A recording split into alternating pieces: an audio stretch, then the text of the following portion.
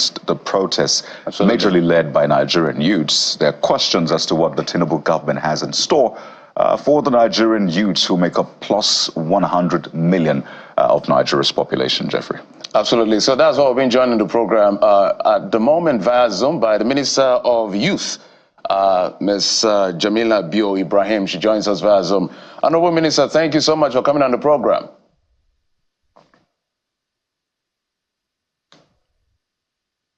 Good morning. It's an absolute pleasure to be on the program. Thank you for having me. All right, so let's begin with your characterization, as we've always said, of what has played out in the last, just before the protest as well as the protest itself. This protest is majorly led by young people. So let's get to immediate response as how you evaluated and assess what has played out in the number of days we've seen so far. Thank you very much.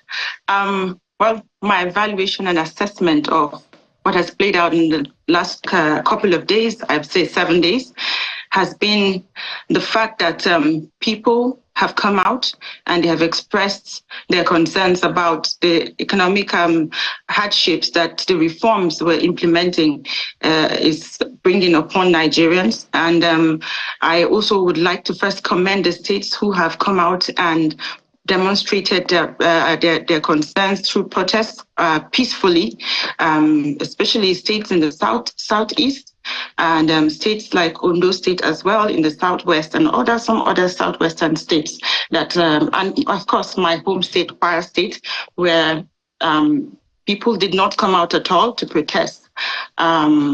Well, it's a call for action and, of course, for government to accelerate our programs, implementation of our programs and initiatives to cushion the impacts of the reforms, like we have already been doing.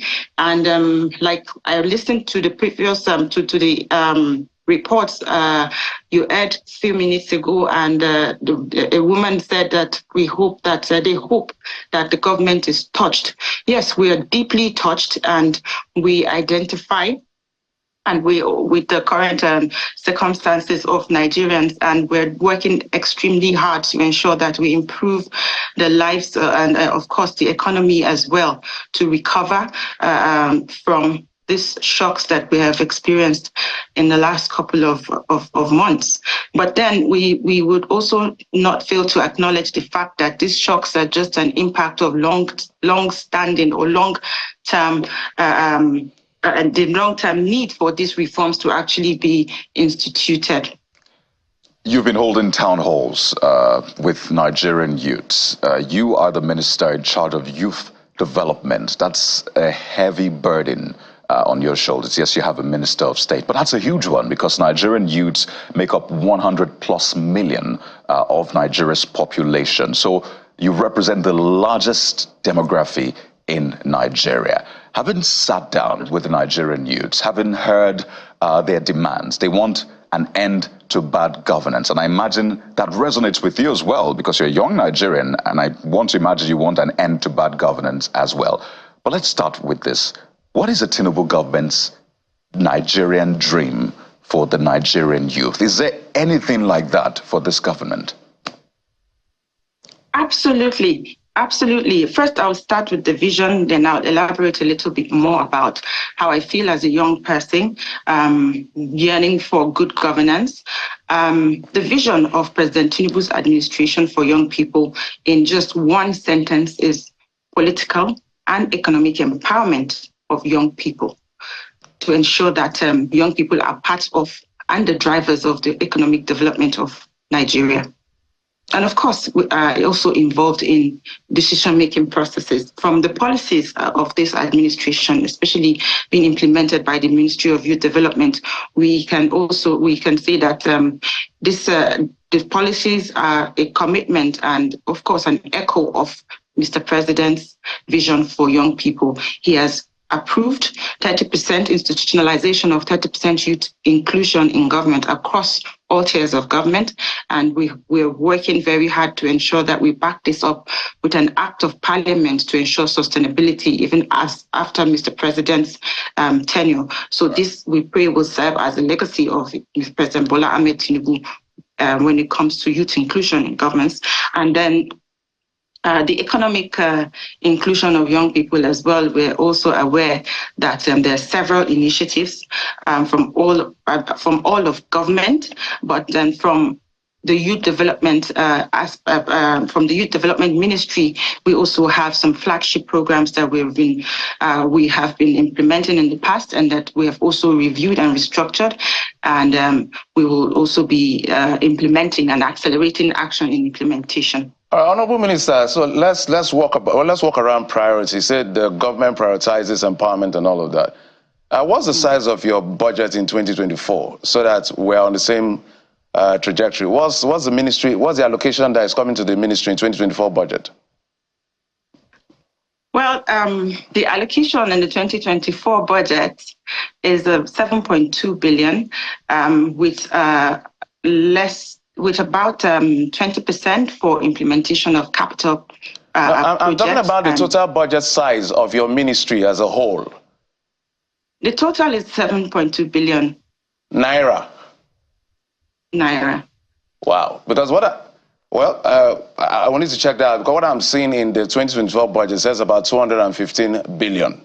That's what I saw in the gazetted budget of the federal government. So let's even stay with the number you quoted. Maybe you have to check in on all of that. Let's even stay with the number you quoted. If 7 billion is earmarked for entire ministry, does that look like a priority of ministry, or this sounds like tokenism to you? Well, I do not think it is tokenism, because as part of efforts of President Bola Ahmed Tinubu and the entire administration to ensure that youth development is a priority. And because if we go back in time, we would also recall that the ministers of youth development came on board about 3-4 months after the cabinet was actually was sworn in rather. So we would also understand that we were already in the process of, the ministries were already in the process of budget preparation. So we were not able to embark on advocacy to the stakeholders, the critical stakeholders in the budgeting during the budgeting process.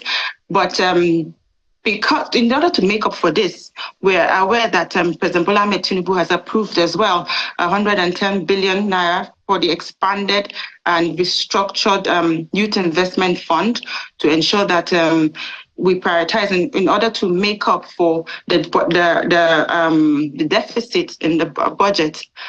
So, and there are other funds and forms of support for youth development beyond the Youth Investment Fund, which we will also be communicating with the general public as well in the coming days.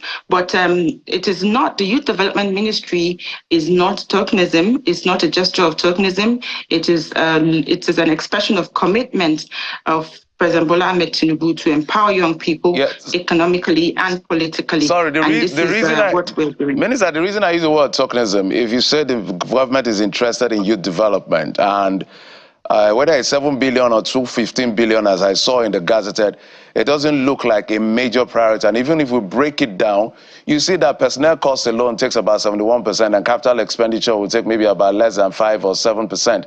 At the end of the day, which is why I wanted you to respond to that, because how much can you really do? And you even have 2 ministers in the first place.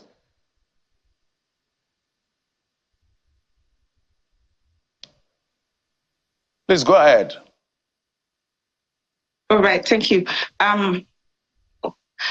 Well, we have a lot of hope and commitment from the stakeholders, especially the National Assembly and the Budget and the Economic Planning Ministry, to ensure that the 2025 budget is a reflection of our priorities being youth development, putting young people at the forefront of national development, and ensuring that we leverage their innovation, creativity towards economic transformation that this country dearly deserves. All right. We'll need to, of course, do a verification, perhaps when you're done, of those figures, because what we're seeing being quoted by the budget office is 200+ billion naira for the Ministry of Youth Development. 215 billion. Exactly. So, but let's speak to placating Nigerian youths. The president gave a speech on Sunday, and for a lot of people, they thought, it didn't have the bite. it didn't hit us as we wanted it to hit us, basically from the demands that the protesters have put on board, the economic situation, security as well, having a future, government's profligacy, which has been a major issue for Nigerians, because you see how, the government and people in government, how they carry on as though Nigeria is a very rich nation. So for you, you've been holding those town halls and you've been speaking with Nigerian youths. Is there really anything to show? Because you talked about things like the Nigerian Youth Investment Fund and some other things. But how much can Nigerians hold on to right now and say, I am feeling this? It's good to hear those things on paper. It's another thing to see them in reality. So is this something you're cascading and you're really, really passing on to Nigerian youths beyond we have plans? Thank you very much. Certainly, it's something that we're actually working the talk about. The Youth Investment Fund is about, it's been about 12 days since we launched the restructured Youth Investment Fund. So, we have thus far up to this morning, because we're tracking it daily, and I personally ensure that I track it as well daily, just to ensure that I'm accountable. Just like you've asked me now, off the top of my head, I should be able to tell you, as of today, we have about 291,000 applicants for the Youth Investment Fund. And something that is really unique, and exciting basically about it, is that it gives us a lot of hope, actually, that we had been very proactive and predictive of how these applications would turn out. We predicted, because in the process of the restructure of the Youth Investment Fund, we predicted that 70% of this fund will be set aside for youth enterprise clusters, which was also approved by the Federal Executive Council to establish the presidential initiative on youth enterprise clusters. And I'm very excited to tell you this morning that 200,000 out of the 291,000 applicants actually have expressed interest in engaging in or being part of an enterprise cluster. It's really exciting because, Minister, and true to our prediction. Pardon me to butt in. I just want us to have this back and forth well, so we're able to get the point out for Nigerians. So quickly, the president removed subsidy over a year ago. He announced it, or at least he announced the removal, whether or not it was a previous administration or not, but he put a final stamp to the removal of subsidy. So Nigerians, in some sense, had been having a headache since then. So what we're seeing now is the government dispensing medication over a year after Nigerians started having the headache. So they say medicine after death. Why are we just having this program when we could have had it over a year ago, when Nigerians really needed it, the right time? And that speaks to planning of this government. On the one hand, I'm sure those funds have not been disbursed yet. People are still expressing interest. So why is the government moving slow? Why do we have that slow movement from government? Well, it is important that we state that we run a government that has a bureaucracy in place. In addition to having a bureaucracy, we must also, as political people and appointees of government, ensure that we follow due process when we're implementing and in the process of planning, because we come with our policies and plans, but we need to also ensure that as leaders, we get the buy-in of the team that will work with us to implement. So this, I can tell you for sure, being at the driver's seat now, I can tell you for free that we all want to make a difference. We want to make an impact, but we also will advocate for our bureaucracies to work very closely with us to ensure that we make great impact for Nigerians, to also support President Bola Ahmed Tinubu's administration. Well, I also would like to say that we do understand that planning programs, initiatives, and plans, basically, we need to take we require a period of time to plan, and in order to execute a plan effectively, we need to do a lot of we need some time to plan, and once you have the right plan, implementation usually comes seamless. So we didn't want to dive in head first. We took our time to look at, for us at the Ministry of Youth Development, on arrival, we looked at all the programs and initiatives of the government in youth development. And then we did a review of these programs to see how impactful they are, which ones we should sustain and which ones we should improve or restructure. So we've done that, and it was a tedious process, and it required a lot of time to plan in order to get to this point. So for us, rolling out this program, I'd say it's pretty much a coincidence for us, because we've had plans to go out there and to open the portal for the Youth Investment Fund for people to begin to register. Federal Executive Council had already approved the restructuring of the fund and expansion in late March of 2024.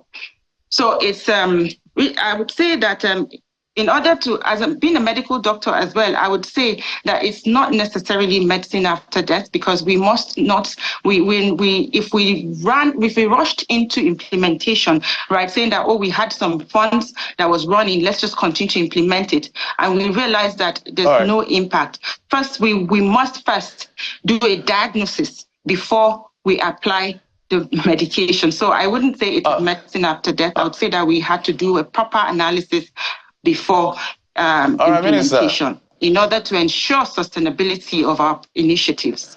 All right, Minister, in terms of the diagnosis and the time for medication, since you're a doctor, the jury is still out on that, whether that diagnosis was properly done and whether the medication is even working in the first place. So the question I want to ask as young people is it may not necessarily be, are you trying to reduce the number of young people in government? But since we're talking about cutting cost of governance, given the fact that that's one of what the young people are looking for and asking for, we believe that this cabinet is bloated to an extent, because the biggest in size in the history of Nigeria, 48, and people are saying cut down. And let's come to your ministry, for instance. When I look at the budgetary allocation, whether it's 200 and something billion, it's a small amount, and you're overseeing, correct me if I'm wrong, just a few agencies, maybe 3 or 4, and then you have 2 ministers in the Ministry of Youth. Isn't that a place we should start from in terms of cutting cost of governance by maybe taking one of you to yet another ministry? Why do we have 2 ministers of youth development when we have this size of budget and this number of ministries? So help us out. Why do we have 2 ministers? Well, I believe we will leave that to Mr. President to decide, because I don't think that I'm in the best position to respond to this. All right, I'll leave it at that. So as we're going to wind down, let's talk about, because maybe that's a memo we are telling you to forward to the president to say, Mr. President, this ministry has small money and so few agencies to oversee. Why don't you cut down the number of ministers? That will be the day, Jeffrey. That will be the day. That kind of memo comes from a minister. That will be a good day. But moving on now, both of you as leaders in that ministry, which Kayode had mentioned that you oversee over 100 million people. What will be, when you finish your term, you want to look back at and say, this is what I will use as a yardstick to say I was successful? Well, I would say if by the end of our tenure we're able to cut the unemployment rates by at least 20%, that's moving us from 53 million young Nigerians unemployed to at least we cut that figure to being at 20% down. I believe I would have succeeded, and that's why we're working very hard to ensure that we are that platform for coordination to plug in all partners and ministries, departments and agencies and the private sector to ensure we create opportunities, as many opportunities as possible for young people to be part of to build enterprises and to be part of the workforce. And I know that this is not a task that we can do alone. We need all stakeholders on board to work with us to serve the Nigerian people better, especially the young people. the youth enterprise clusters is, and I think I would. So I would have to, it requires a whole session basically on your show or on another segment on channels to dissect and properly discuss what this youth enterprise clusters would really do. Because I can tell you, certainly as of, we have, especially in the North, the responses for young people who actually want to be part of the enterprise clusters is amazing and overwhelming. So we have states like Katsina State, because we've found out that 69% of people who have expressed interest in the Youth Investment Fund, who have applied in Youth Investment Fund, want to be part of enterprise clusters. And true to our predictions, the cotton value chain, because we had identified in the process of our diagnosis, we realized that Katsina has a competitive advantage for cotton, right? So we identified states like Katsina and Niger, and honestly, we've gotten the largest applications and expressions for cluster participation from these two states. And that's why I'm really excited, because we have been proactive and our predictions were right. And that means that we're on the right track in our implementation. So it was worth it why we took this long in our planning process. We got about 11% of the applications were of people, of all the cluster applications out of 70%, with 11.5% are from Katsina State and 9% are from Niger State, with Kaduna being the third of 6.7%. And they've expressed interest in clustering to be part of the crop production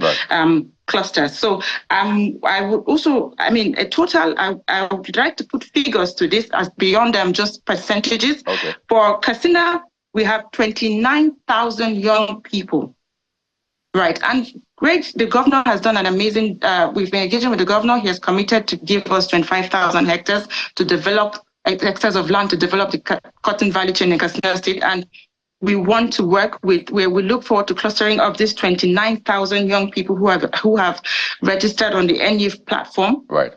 And in Niger State, I would say that we also have a total of, in Niger, we have 20,000 young people who want to be part of clusters, and Kaduna has about 16,000.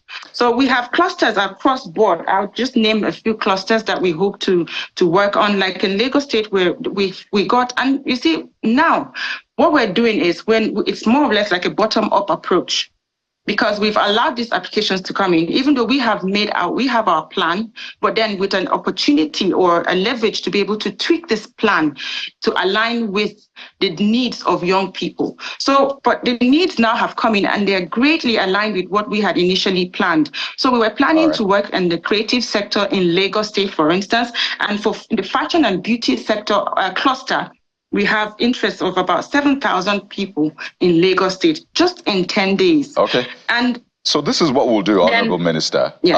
We'll have a date where we'll do a proper sit down in the coming days. I look forward to that. We'll have a sit down and walk through this, because the challenge has always been these numbers are thrown around. You say 20 million people have benefited from this. And you go to the streets, you ask around, they say, well, it didn't get to our side. So the question has always been, first, can we do a forensic audit of this list and then match it to what is real or not on ground? But these are people showing interest. It'll be important to see what this will mean in terms of job creation. It's exciting that in 2 weeks' time maximum. That's why we've been asking for Nigerians to please give us some time. The first batch of beneficiaries of the restructured NYIF will begin to receive their funds and start their enterprises in the next couple of weeks. In the next 2 weeks, you say? How many weeks is that? Certainly, yes. The thing, Minister, is that you doctors say, okay, so 2 weeks, she said. You doctors will say, if symptoms persist after 3 days, consult your doctor. These symptoms and that's what we keep saying, these symptoms have persisted not for days, not for weeks, for over a year. The moment subsidy was removed officially, Nigerians started feeling the bite. So we've been consulting the doctor, that is the government in this case, but Nigerians are like, so what else do we do? That's why they're protesting on the streets. So let me come to this point, because what we saw during the protest was something really dangerous, particularly in northern Nigeria. We saw a lot of young people took to the streets, and people were wondering, where did they come from? Obviously, these young Nigerians are not engaged, and they can be easy tools for insecurity, banditry, and the rest. So 100 plus million youths, the numbers you're given, 10,000 here and there, don't even add up to 1 million. So please tell us, what is the bigger picture? So maybe that can placate the youths on the streets. The bigger picture is that in the first 1 year, where our target is to empower directly 500,000 young people. Well, now, that was when we started the planning. So in 6 months' time, we will be empowering 500,000 young people. And already we have 300,000 directly. And then as a multiplier effect, we know that we will be creating indirect jobs as well. So we will be creating over 2 million indirect jobs in the first 6 months. And I would like to assure you of that. As long as we have the commitment of all the stakeholders, we will be sure to accelerate action in all our initiatives and programs. And well, now is the time to actually engage even more. Because as a young person, I've always been a bit critical of our past leaders and of course disappointed because we go to the polls, we vote for leaders, but at the end of the day, they make commitments because they're under pressure by the people to speak. As politicians, they make commitments and they're not able to fulfill. So I thought that now being at the driver's seat, it was time to do things differently to ensure that I do not create a demand that I do not have, that we as a government do not create a demand that we don't have a supply for. And that's why it took us a while before we started communicating our plans and initiatives, because we had done an analysis and we have a plan, an implementation plan that is robust. And of course, with the monitoring, evaluation, and feedback as well. This is also what you spoke about, saying that the numbers come in large magnitude, and then we do not see the impact on the ground. But I can assure you that we're committed to doing things differently. The entire administration of President Bola Ahmed Tinubu is committed to doing things differently. And that's why it has taken us this long to ensure that we have the right plans in place. And of course, to learn from the mistakes of the past. Minister, at the end of the day, people want to be alive to enjoy some of these plans, which is why a lot of people are almost in a hurry to say, look, we're already dying. Keep us alive first before you begin to talk about all of this plan. Because as we've always maintained, efforts are not in short supply, but result is how people will assess whether you did well in your leadership or not. I'm talking president, I'm talking ministers, I'm talking governors. Now, one of the best ways to get things done that we've observed, which now the conversation is one of the conversations we want to have. It appears that at the subnational level, there are weak links. So let's find out from you, how much engagement are you doing with the subnationals to ensure that whatever plan you have, I always refer to your lean budget, can really effectively reach the people, because you have, I think, a citizenship and leadership training center, something like that, and all of that. How are you working with governors across the state and even commissioners for youth development across the state to ensure that whatever it is you're doing trickles down to the best of the intention of the government? Well, first of all, I'll start from the commissioners of youth. We're in the process of reactivating the National Council on Youth, where all the commissioners of youth will meet with the Minister of Youth on a quarterly basis to ensure that we're well aligned in our programs and policies and other initiatives that we have, and to trickle down from the federal and cascade it to the subnational. And with the governors now, we are working to first of all, we engage them to understand what their developmental priorities are for young people and what sectors are competitive with them. I recently returned from Ondo State, and we had a very robust engagement with the state government, and we have agreed to collaborate in the blue economy sector, because Ondo has, especially the Araromi area, of the state is very robust, but it has a very promising water body that can be harnessed, and that the blue economy sector needs to be, tapped into to create hundreds of thousands of jobs for young people in that space. And there are also the cash crops as well in Ondo State and the southwestern part of Nigeria as a whole. The cocoa value chain, the coffee value chain, right, and of course the palm oil value chain as well. Right. So we're working these are the programs, some of the plans in place, and we have reached an understanding with the subnationals, and we'll be going out there to reach out to all the governors across the 36 states. Well, that's good to hear. Really, partnership is very key at this time. So what we'll do is we'll schedule another sit down, really to pieces some of the... maybe with the Minister of, your Minister of State as well. So let's have that round table. Certainly. So we can walk through these things. Both of you, so it can be a robust conversation. On a final note, Minister, there's always that challenge. It's like us versus them. And I think you referenced that before you came into government, you always had issues with previous governments. So young people see government as they're just up there, they're aloof. We say things it's like they hear something else. So when they respond, you're wondering, didn't you hear what we asked for? Don't you understand what we feel, our yearnings? So there's always that disconnect. But I'd like you to give us a peek into President Bola Tinubu's mind this morning. I imagine you've had a conversation with him or more than that. What does President Bola Tinubu say about the average Nigerian youth? We've heard other presidents speak about Nigerian youths. Sometimes unpalatable things came out. But what does your principal say about Nigerian youths? Does he really listen to them? Does he hear them? Does he have a heart for the Nigerian youths?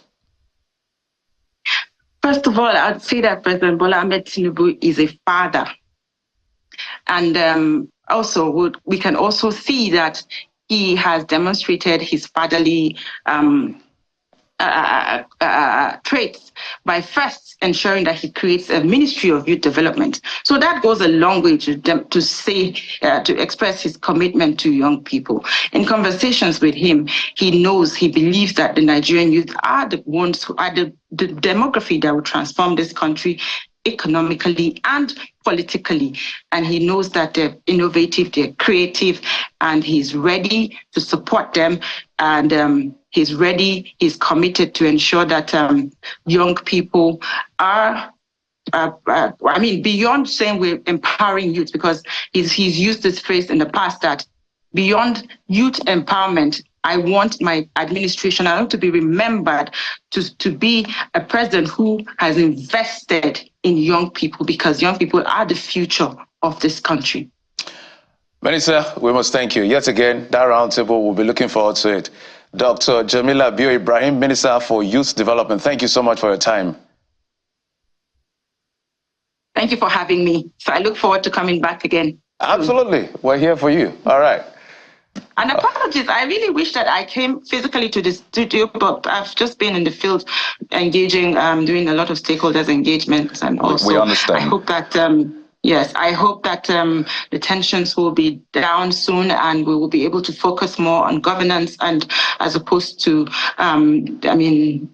being concerned about the state of the nation. Yes, we are concerned, but we really hope that that the Nigerians, I'm calling on Nigerians to please calm down and be patient with us.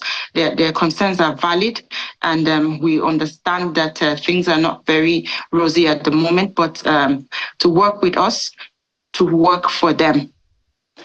Thank you. That's why it's called a roundtable. You will not do virtual. You will come to the studio. This is not telemedicine, right? Thank you for coming. Thank you.